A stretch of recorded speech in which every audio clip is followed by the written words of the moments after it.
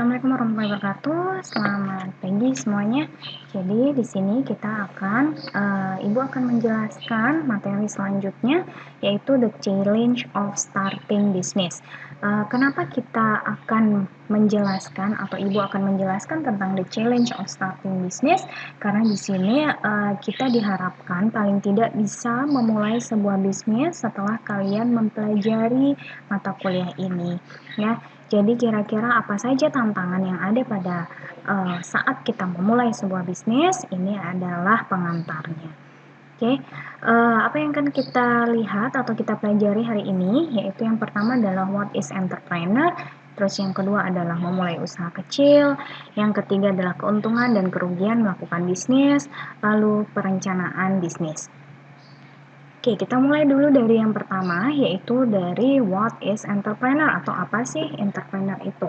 Ya, jadi entrepreneur ini secara pengertian adalah seseorang yang kira-kira kita identifikasi dia mempunyai bisnis dan dia di sana mengasumsikan adanya resiko ya dari dia create atau running bisnis tersebut, dan dia paling tidak tetap akan mengambil keuntungan dari itu. Ya, jadi walaupun seorang entrepreneur ini membangun sebuah bisnis, lalu dia merunning atau dia menjalankan bisnis tersebut, setelah itu dia misalnya ada resiko yang harus dia jalankan atau dia hadapi, dia tetap mengambil keuntungan daripada itu, ya. Jadi tetap saja seorang entrepreneur ini adalah mengambil keuntungan dari bisnis yang dia jalankan. Oke, the nature of entrepreneurship yang pertama adalah innovation, ya. Jadi memang pada saat kita mencoba untuk membangun atau menjadi seorang entrepreneur, yang harus kita siapkan adalah innovation. Innovation di sini adalah untuk enhancing produk atau bagaimana kita produk tersebut yang tadinya misalnya ada di red ocean gitu ya, atau di kira-kira yang sudah ada sebelumnya, kita bisa mengenhance dia. Lalu yang kedua, running a business, ya. Running a business ini set up business to make a profit. Jadi memang pada saat setelah kita melakukan inovasi, paling tidak kita bisa melakukan running dari bisnis itu atau menjalankan bisnis itu. Untuk apa sih bisnis itu yang kita lakukan? Pastinya di sini kita lakukan untuk profit, ya, atau keuntungan. Percuma juga menjalankan bisnis tapi ternyata tidak mendapatkan keuntungan. Lalu yang ketiga, kita bisa melihat atau kita lihat dari risk taking, ya. Memang pada saat kita mendirikan sebuah bisnis pastinya ada resiko yang kita ambil, ya. Jadi understanding business environment, ya, itu kira-kira kalau kita akan mendirikan bisnis berarti kita harus mengerti dulu kira-kira lingkungan bisnis kita apa. Ya, jadi misalnya kita mengambil bisnis di ranah minuman, ya. Jadi kalau misalnya minuman berarti kita harus mengerti kira-kira lingkungan dari minuman itu apa yang perlu disiapkan, atau mungkin kalau kita mau membuat inovasi, kita harus melihat dari sisi pengemasan mungkin, lalu dari sisi rasa dan lain sebagainya, ya. Jadi ini 3 hal yang kira-kira ada di nature of entrepreneurship. Question for a new business, ya. Jadi ini karena bahasannya adalah the challenge, ya, atau tantangan gimana sih kita bisa mendirikan atau membuat sebuah bisnis. Yang pertama yang harus kita tanyakan pada diri kita dan kira-kira bisnis yang akan kita bangun. Yang pertama adalah should I start a business, ya. Jadi kira-kira apakah emang harus ya saya memulai bisnis ini. Lalu yang kedua, what are the advantage and disadvantage of starting a business, ya. Jadi kira-kira apa sih keuntungan dan kerugian kalau saya memulai bisnis ini. Lalu yang ketiga, how do I come up with a business idea? Ya, jadi kira-kira ide yang sudah kita punya itu kira-kira kita akan mulai dari mana sih, ya. Lalu should I build a business from scratch, buy an existing business, or invest in a franchise, ya. Jadi kira-kira apakah kita harus mulai dari awal ya untuk memulai bisnis ini, atau kira-kira kita mulai saja bisnis yang memang sudah ada lalu kita berikan inovasi, atau mungkin juga daripada pusing-pusing ya udah beli franchise aja, ya. Lalu yang keempat, how do I go about planning a business, ya. Jadi gimana kira-kira memplanning sebuah bisnis itu gimana kira-kira kita akan melakukannya. Lalu selanjutnya, what step are involved in developing a business plan? Ya, jadi kira-kira apa sih langkah yang harusnya kita tempuh ya atau kita langkah awal kita untuk develop business plan itu apa? Lalu where would I find help in getting my business start and operating it through the startup phase? Ya, kira-kira di mana ya kita akan memulai ini ya? Where would I find atau di mana saya bisa menemukan kira-kira untuk memulai bisnis ini, mungkin ruangan yang seperti apa atau tempat yang seperti apa kira-kira, atau mungkin kita akan memulai sebuah startup. Lalu selanjutnya, how can I increase the likelihood that I'll succeed? Ya, jadi bagaimana kira-kira saya akan meningkatkan itu ya? Gimana kira-kira supaya saya bisa menjadi sukses? Nah, jadi dari kira-kira ada 8 pertanyaan di sini, paling tidak kalian harus bisa menjawabnya. Ya, paling tidak mungkin setengahnya ya, mungkin yang di akhir-akhir ini adalah langkah selanjutnya pada saat kalian sudah akan membuka bisnis tersebut. Ya, jadi paling tidak dari pertanyaan ini kalian bisa mendapatkan gambaran bahwa begitulah cara saya untuk memulai bisnis yang saya inginkan. Oke. Yang kedua, biasanya bisnis ini akan kita mulai dari usaha kecil ya, karena mungkin dengan berbagai alasan ya, salah satunya adalah modal. Nah, kita lihat small business ini ya, through most entrepreneurial ventures begin as small business.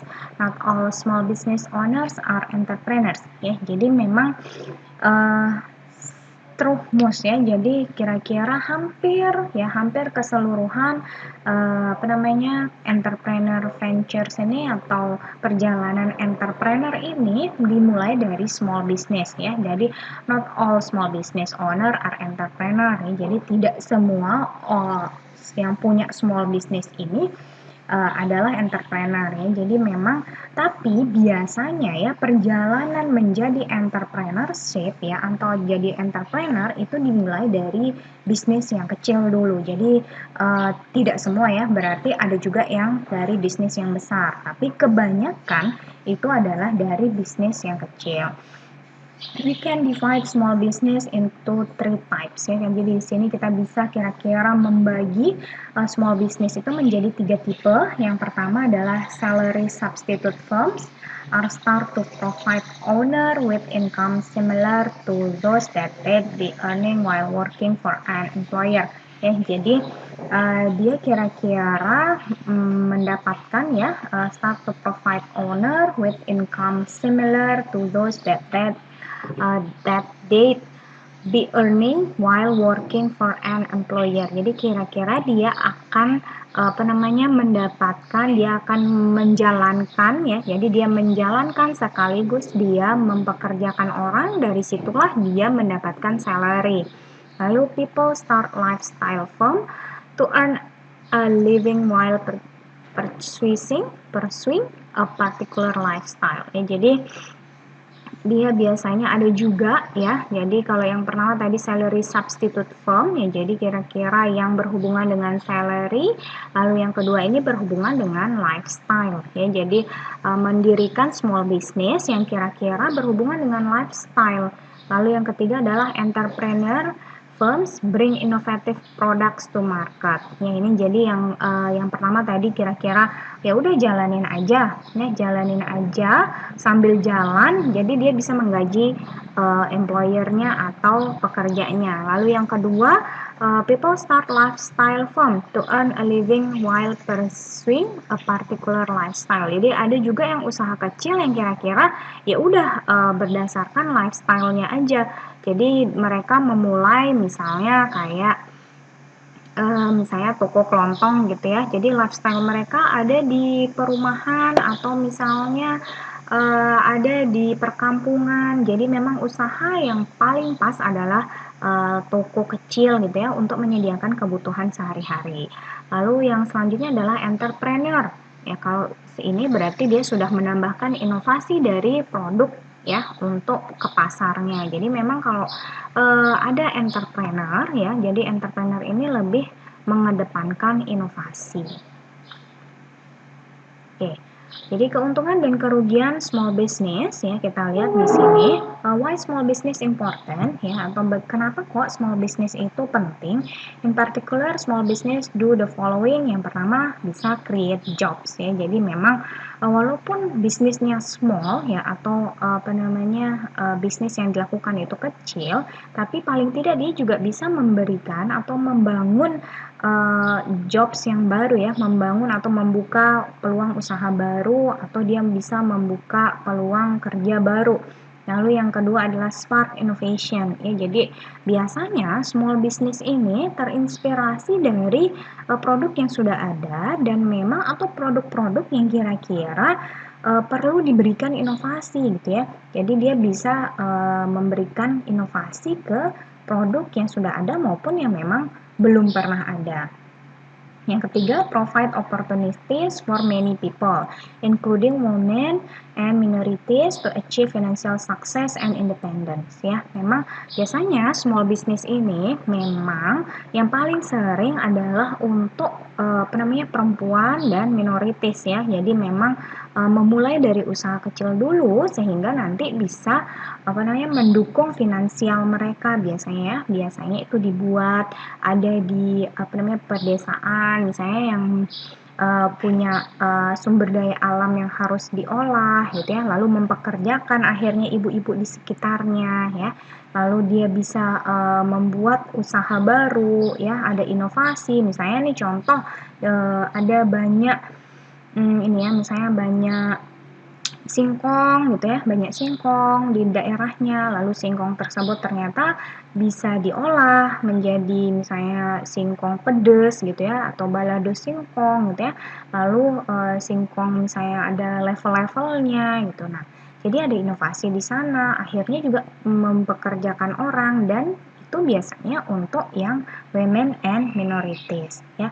In addition, they complement the economic activity of large organization by providing them with component, service, and distribution of their product. Ya, jadi memang tambahannya, jadi kira-kira dari small business ini sebenarnya bisa meningkatkan ekonomi yang ada.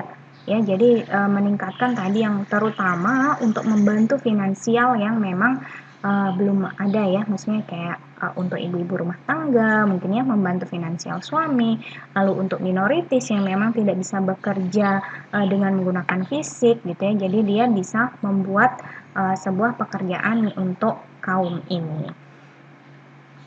Okay, key advantage an industry is a group of companies that compete with one another to sell similar product. There are two broad types of industries or sector ya. Jadi di industri ini biasanya memang ada dua ya, terbagi dua. The goods producing sector includes all business that produce tangible goods ya. Jadi memang ini ada dari sisi goods producing sector ya. Jadi kira-kira ini untuk tangible goods ya. Jadi menyediakan yang sudah menyediakan yang kira-kira bisa disediakan ya. Jadi atau bahan-bahannya gitu ya. Terus yang kedua ada service producing sector includes all business that provide service but don't make tangible goods ya. Jadi kalau tadinya yang goods producing sector berarti ini lebih menyediakan produk ya. Nah, yang kedua adalah yang lebih menyediakan service ya daripada produknya. Nah, ini dia yang ada biasanya di small business. Nah, advantage of small business ownership. Jadi kira-kira kalau misalnya kita mau membuat bisnis yang baru ya, atau small business ini, kira-kira apa sih keuntungannya? Yang pertama adanya independence ya, atau kita ini adalah you are your own boss ya. Maksudnya di sini adalah ya udah kita bosnya gitu ya. Jadi independence, kita merdeka tuh kapan aja kita mau buka tokonya, nggak buka juga nggak masalah gitu ya. Lalu yang kedua adalah lifestyle. Owning a small business gives you a certain lifestyle advantage ya. Jadi kira-kira ya itu tadi sangat mempengaruhi ya, apabila kita punya sendiri small business atau bisnis kecil ini tentunya akan mempengaruhi lifestyle kita juga. Jadi kita juga bisa membukanya kapan yang kita mau ya, sesuai dengan lifestyle kita. Lalu financial reward ya, a change to make more money. Jelas pastinya ya, kalau berhubungan dengan finansial, otomatis pada saat kita membuka bisnis, tujuan kita ya atau goal kita adalah mendapatkan uang. Lalu learning opportunities ya. Kalau di learning tentunya kita terus belajar ya, terus belajar bagaimana mengembangkan bisnis tersebut. Lalu creative freedom and personal satisfaction, be able to work in a field that you are really enjoy. Ya, memang kalau kita punya small business itu tentunya yang kita sukai pastinya ya. Kita menjual sesuatu yang kita sukai, kita memproduksi sesuatu yang kita sukai, atau kita melayani sesuatu yang memang kita sukai. Jadi memang disitulah kita bisa menjadi lebih kreatif ya, kreatif freedom, atau kita misalnya merdeka dalam memberikan inovasi terhadap produk atau jasa yang memang kita tawarkan. Oke, kalau disadvantage-nya atau kerugiannya, yang pertama adalah financial risk ya. Memang karena kita berani membuka usaha baru, berarti need to start and grow a business can be extensive. Jadi memang kita harus memikirkan kira-kira kalau kita memang bergantung pada usaha ini, berarti itu ada financial risk di sana atau resiko finansial yang kita gantungkan di sana. Yang kedua, stres ya. Responsible for the well-being of your employees ya. Jadi memang stresnya biasanya karena kita harus menghandle banyak pekerja gitu ya. Kalau misalnya kita tidak untung, kita harus juga tetap membayar pekerja. Lalu time commitment, extremely time consuming. Ya memang karena time commitment-nya ya, kita harus tahu juga kalau misalnya apa yang sedang kita produksi atau sedang kita layani di sana, kita memberikan waktu lebih ya kepada usaha ini. Lalu undesirable duties, ini probably have to perform some unpleasant task like firing people ya. Jadi gini, karena kita ini bisnis kita sendiri ya, ada orang kan kita ownernya ya. Pada saat kita menemukan masalah di orang lain gitu ya, atau pekerja yang memang bekerja dengan kita, itu pastinya ada misalnya mungkin hasil akhirnya adalah kita harus memecat dia gitu misalnya, atau kita harus memberhentikan dia bekerja di kita. Nah itu mungkin ada beberapa orang yang kesulitan mungkin untuk memulai itu gitu ya, untuk membicarakan itu ya. Jadi kita juga harus karena kita ownernya dan kita adalah yang mengatur juga, yang mengatur usaha yang kita bangun ini ya, yang small business ini, berarti itu juga harus kita lakukan.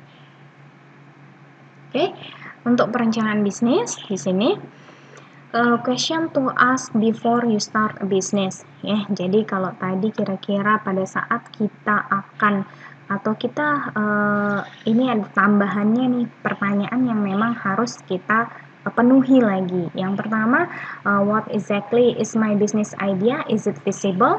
Jadi kira-kira kalau dari bisnis yang tadi yang sudah kita coba tuliskan ide-idenya, apakah kira-kira itu visible gitu ya, atau udah oke belum ya gitu ya, atau udah bisa belum ya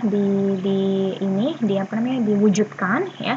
Lalu what type of business is right for me, what industry do I want to get into ya, do I want to be a manufacturer or retailer or wholesaler, do I want to provide professional or personal services, do I want to start a business that I can operate out of my home ya. Itu dia, jadi pertanyaan ini saling terkait.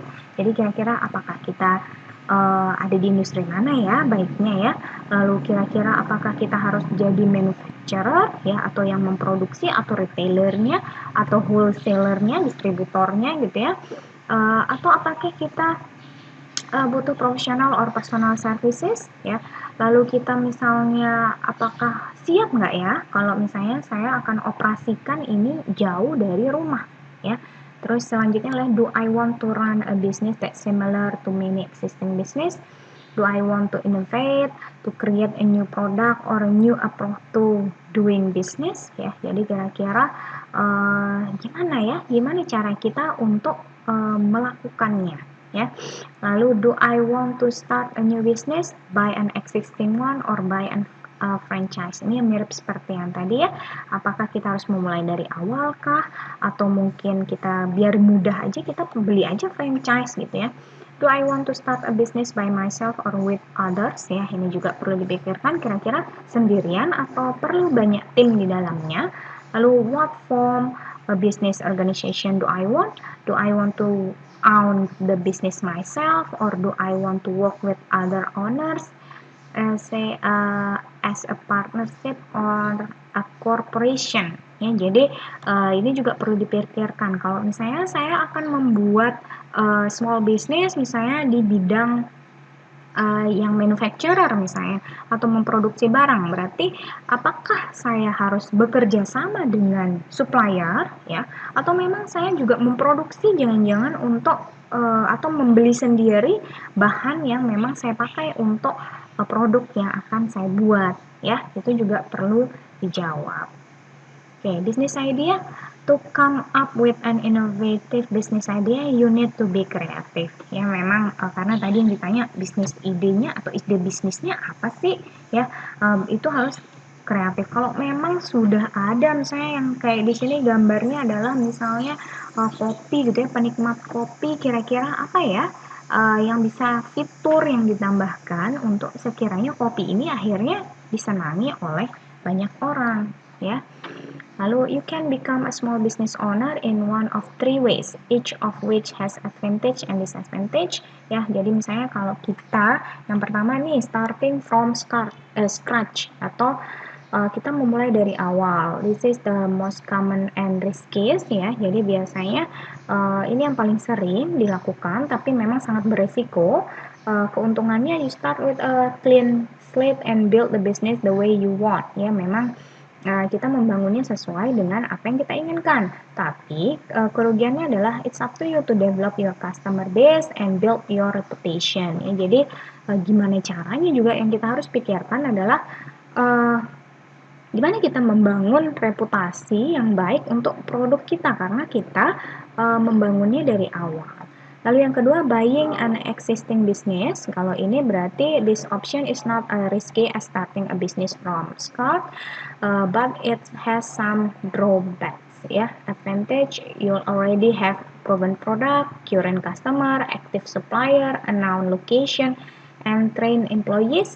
Ya, jadi kalau kita misalnya buying an existing business, misalnya nih ada orang yang jual kafenya ke kita. Ya udah kita beli aja ya, misalnya nih ya, ini memang tidak terlalu berisiko dibanding bisnis yang lain yang kita mulai dari awal, tapi perlu kita pikirkan kira-kira disadvantage-nya di sini it's hard to determine how much to pay for a business ya. Memang duit ya yang harus dikeluarkan itu mungkin lebih banyak daripada kita akan memulai dari awal ya. Yang tapi enaknya adalah kita sudah punya produknya, customer-nya juga sudah ada, terus supplier-nya juga sudah ada ya, location-nya juga sudah ada. Jadi semuanya enak dilakukan ya. Lalu selanjutnya yang ketiga tadi buying a franchise ya. Jadi kalau misalnya kita buying a franchise under a franchise setup, a franchisor, the company that sells a franchise grants the franchisee, the buyer ya, the right to use a brand name and to sell its goods or services ya. Advantage, you buy a pre-packaged ready to go business that proven successful elsewhere. You also get ongoing support from the franchisor ya. Lalu disadvantage, the cost can be high, you have to play by the franchisor rules and franchisor don't always keep their promises. Oke, ya jadi di sini kalau enaknya ya kalau kita misalnya buying a franchise ya, contoh misalnya kita beli franchise-nya McD deh. Nah, di sana kan enak ya, semuanya tuh sudah tersedia gimana caranya untuk penyiapan produknya sampai datang ke customer, packaging dan lain sebagainya, semua disediakan oleh franchiser ya, oleh franchiser. Kita tinggal pakai aja. Tapi disadvantage-nya cost yang kita keluarkan atau biaya yang kita keluarkan pastinya juga lebih besar karena dan nggak enaknya lagi kita harus ngikutin rules-nya mereka. Kita tidak bisa memberikan misalnya kita punya strategi marketing baru, nggak bisa kita pakai di franchise ya. Jadi itu sudah ada semua aturannya dari franchiser ya. Oke. A business plan generally includes the following section. Ya, jadi kalau misalnya tadi kita sudah punya business plan, lalu kita misalnya apa yang harus kita checklist lagi? Yang pertama adalah kita buat executive summary ya. Jadi kayak tadi misalnya ini misalnya 1 to 3 page overview. Kira-kira kita buat 1 sampai 3 halaman yang kira-kira kita tuliskan misalnya tadi jawab pertanyaan yang banyak itu yang 8 ditambah lagi dengan pertanyaan yang tadi sudah oke belum ya dengan produk yang akan kita bangun, lalu bisnis seperti apa yang akan kita bangun. Lalu yang kedua, description of proposed business. Brief description of the company that answer such question as what your proposed company will do, what goods or service it will provide, and who its main customer will be. Ya, jadi itu yang ada yang perlu kita lakukan. Lalu ada industri analisisnya, kira-kira kemana ya yang akan kita jual nih, atau analisis industri mana yang akan kita masuki. Lalu mission statement and core values, declaration of your mission statement, which are fundamental beliefs about what important and what is and isn't appropriate in conducting company activities. Ya, jadi kira-kira misi kita nih apa sih untuk membangun bisnis ini. Lalu manajemen plan kita seperti apa? Kita lihat kira-kira kualifikasi, lalu responsibility ya, tanggung jawab apa yang harus kita lakukan. Lalu good service and production process, ya, apa yang harus kita sediakan mungkin ya kalau untuk goods-nya, services, lalu production process-nya, deliver-nya ke customer maksudnya. Lalu yang ketujuh ada marketing. Nah, ini juga tidak kalah penting. Jadi gimana kita bisa membuat dia sampai ke customer dengan menarik, lalu ada target market, ada pricing ya, ada harga, distribution and promotion. Lalu ada global issues, description of your involvement if any in international market. Ya, jadi kira-kira paling tidak gimana caranya supaya produk kita juga bisa diterima oleh dunia internasional. Yang kesembilan ada financial plan. Jadi kita juga harus menghitung kira-kira initial operation-nya. Lalu apakah kita mungkin perlu melakukan funding ya. Lalu kita mungkin repaying your debt ya. Jadi kira-kira kita akan membayar tagihan apa saja ya. Lalu yang ke-10 ada appendix, supplemental information that may be of interest to the reader ya. Jadi kira-kira apa tambahan informasi yang kira-kira dibutuhkan atau disenangi oleh pembaca ya, atau mungkin di sini customer kita nih senang apa ya, misalnya kita perlu juga tetap melakukan inovasi di sana. Okay, as a business owner you should do the following. Yang pertama pastinya kita harus tahu dulu bisnis kita tadi ya. Successful business people are knowledgeable about the industry in which they operate and they know who their competitors are. Ya, jangan sampai kita memulai bisnis tanpa tahu siapa kompetitor kita. Ya. Lalu yang kedua, know the basic of business management.